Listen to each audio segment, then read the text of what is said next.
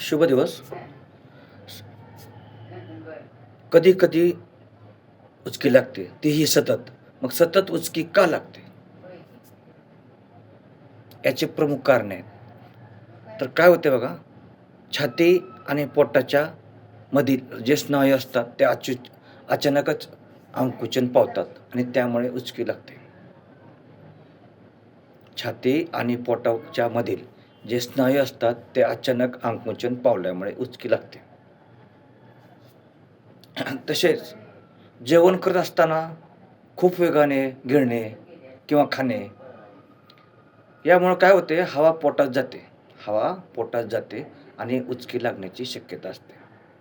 Number 3, तुमच्या आहारामध्ये खूप मसालेदार, अतिशय तेलकट अन्न आणि अतिमद्यपान केल्यामुळे देखील उचकी लागत असते, लक्षात ठेवा.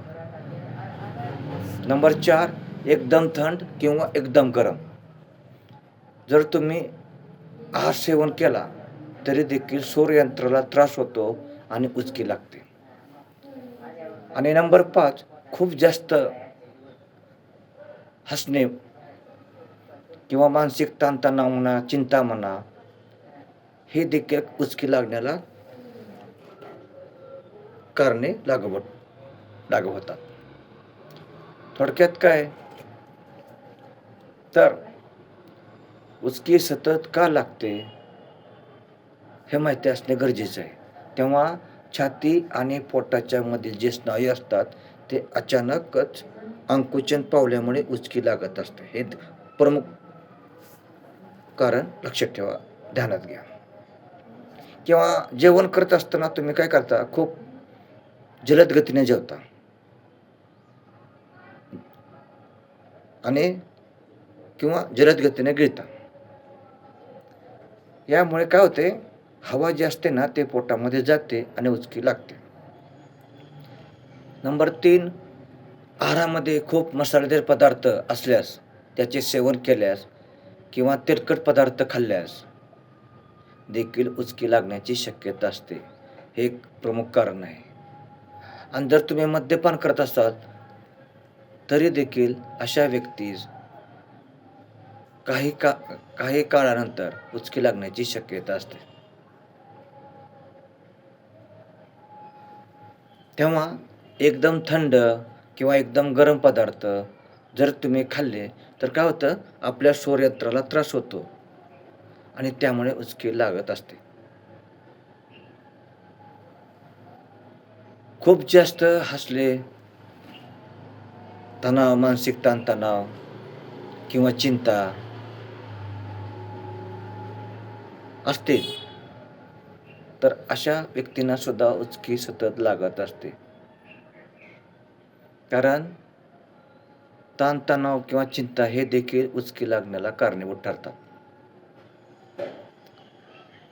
तेव्हा थोडक्यात काय, तर कृपया घाईघाईने जेवण करणे, आहार घाईघाईने जेवण करणे, तापमान उचकी लागल्यास तापमानसुद्धा उचकी लागण्याला कारण ठरत असते. घाईघाईने जेवण करणे किंवा तापमान या गोष्टीमुळे सुद्धा उचकी लागत असते. त्यामुळे जेवण करत असताना, आहार घेत असताना सावकाश जेवण करणे हे चांगले असते. तेव्हा सावकाश जेवा, गडबडी उपयोगाची नाही. घाई जेवण करणे हे उपयोगाचे नाही. जेवणामध्ये मसालेदार पदार्थ, तेलकट पदार्थ कृपया सेवन न केलेले बरे.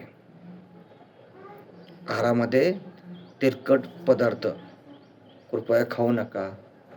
मसालेदार पदार्थ खाऊ नका.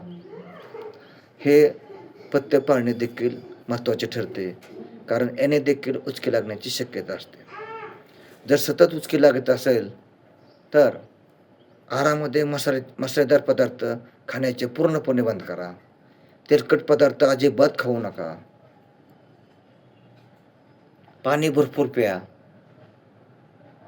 जेवण करत असताना किंवा थोडे पाणी प्यायचे आणि जेवण झाल्यानंतर भरपूर पाणी पिण्यास काही हरकत नाही. आणि मद्यपान करत असाल तर पूर्णपणे बंद करा. याने देखील उचकी लागण्याची शक्यता असते. तेव्हा एकदम थंड किंवा एकदम पदार्थ खाऊ नका. जर तुम्हाला उचकी लागत असेल तर एकदम गरम पदार्थही खायचे नाहीत आणि एकदम थंड पदार्थही खायचे नाहीत. ही जर काळजी तुम्ही घेतली तर तुमची तुम्हाला सतत लागणारी उचकी अवघ्या 2-3 दिवसामध्ये उचकी लागण्याचे बंद होते. उचकी लागत नाही, पूर्णपणे बंद होते. पण ही काळजी घेणे अत्यंत गरजेचं आहे. तेव्हा अतिशय गरम, अतिशय थंड खाऊ नका. मसालेदार पदार्थ खाऊ नका. तेलकट जास्त खाऊ नका.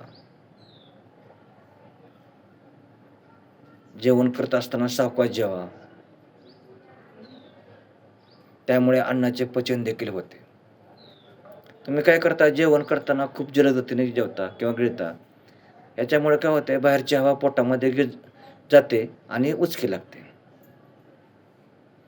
सर्वात प्रमुख कारण म्हणजे छाती आणि पोटाच्या मधील जे स्नायू असतात ना, ते आकुंचन पावले की आपल्याला उचकी लागत असते.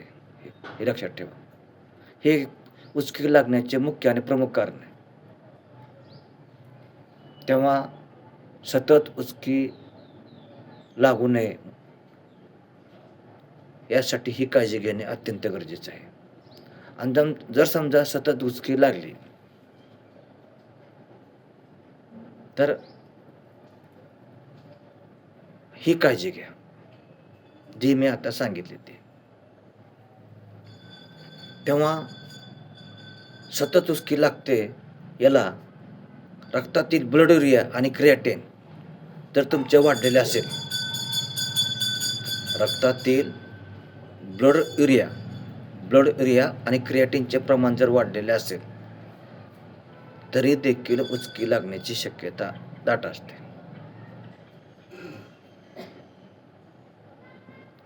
आणि ॲसिडिटी म्हणजे आम्लपित्त जास्त वाढले, प्रमाणापेक्षा जास्त वाढले तरी देखील उचकी लागते. त्यामुळे आम्लपित्त वाढणार नाही, ॲसिडिटी वाढणार नाही याची काळजी घ्या.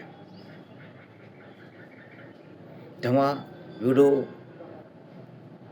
तुम्हाला फायदेशीर वाटला, या व्हिडिओचा तुम्हाला फायदा होत आहे असं तुम्हाला वाटल्यास एक लाईक करा, एक कमेंट्स करा आणि माझ्या चॅनलला नवीन असाल